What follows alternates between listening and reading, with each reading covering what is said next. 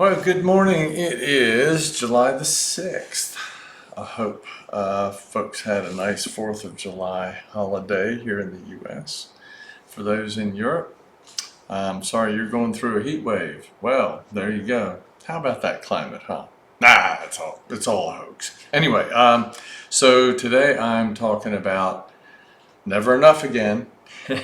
But this time I want to dive a little deeper into the music. I just thought I'd share sort of what inspired the music for me, how it got started, just some nerdy stuff. This will be a longer video, probably 6 or 7 minutes. So hang in there. And sort of the inspiration for the music, as writers, I think most of us can say that we get inspired just by a riff, a chord. Something will resonate with us, a certain tempo, whatever the initial trigger might be. For me, I was messing around with this, I had this sort of beat in my head, sort of jazz pop thing, sort of a, you might say a little bit of a swing, a little bit of a shuffle. Pata, ta, pata, ta, pata, right? And I love A minor, but I love polyphonics, so I stumbled upon a nice sort of stacked thing. If I have an A in the bass, like so, and I go, and that was actually that little riff right there with an A in the bass. I don't know about the A in the bass, but this riff, which is a G triad in the top hand, in just regular triad, and in the left hand just a C. So by itself, that's, for those nerds out there, that's a C major ninth, and then resolve it to a G major ninth, where the left hand goes from C to G, the right hand goes from G to D, all against the A bass.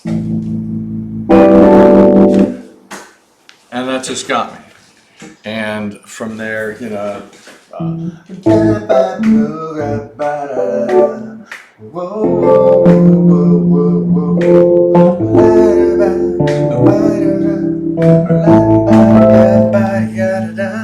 so that's what started it.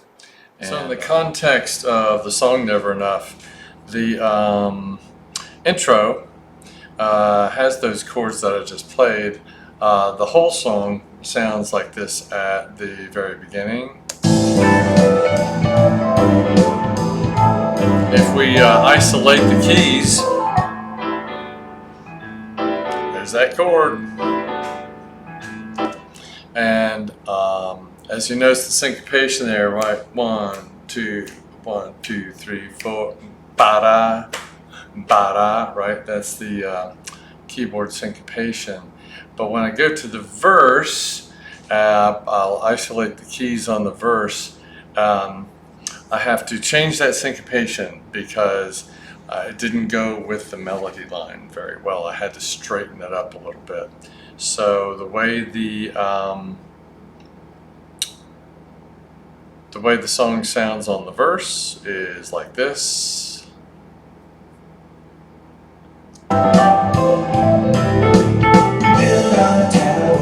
A minor, F, D minor, E minor, back to A minor.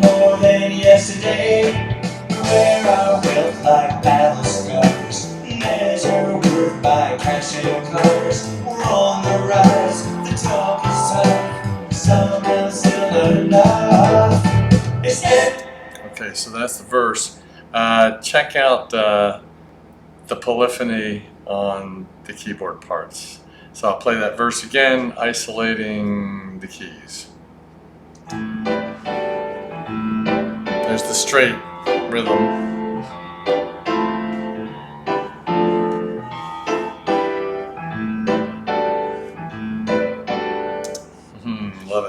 by the way, that little thing, that was inspired too. I know I'd heard it before.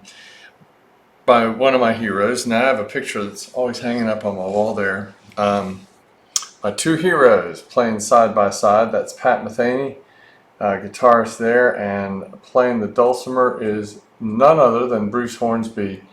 Yeah, you can sort of see him there with this dulcimer. Bruce Hornsby, of course, great pianist. Hornsby's live recordings, I think about 10 years ago or so, with the Noisemakers, the band that he plays with a lot over the last few decades. He opened up one of his songs with that chord or that stacking, and it stuck with me, stuck in my brain. If you ever get a chance to read up Wikipedia or whatever you like to research on Bruce Hornsby's life, it's fascinating. That man was determined, and so many great artists are. His story is fascinating. I encourage you to read about how he was challenged to starting as just a hacker on a Fender Rhodes, suitcase Fender Rhodes, traveling with a cover band, and meeting up with the right people, and just putting himself in very risky positions, but he believed in himself and he really came through. Over the years, what an innovator.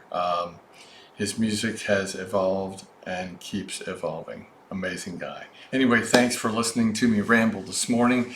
It was great sharing that little tidbit with you about the beginnings of Never Enough. And probably that will be, I reckon, the last video about that particular song. And I'll move on to some other stuff that's on the EP in my next video. So thanks for hanging with me.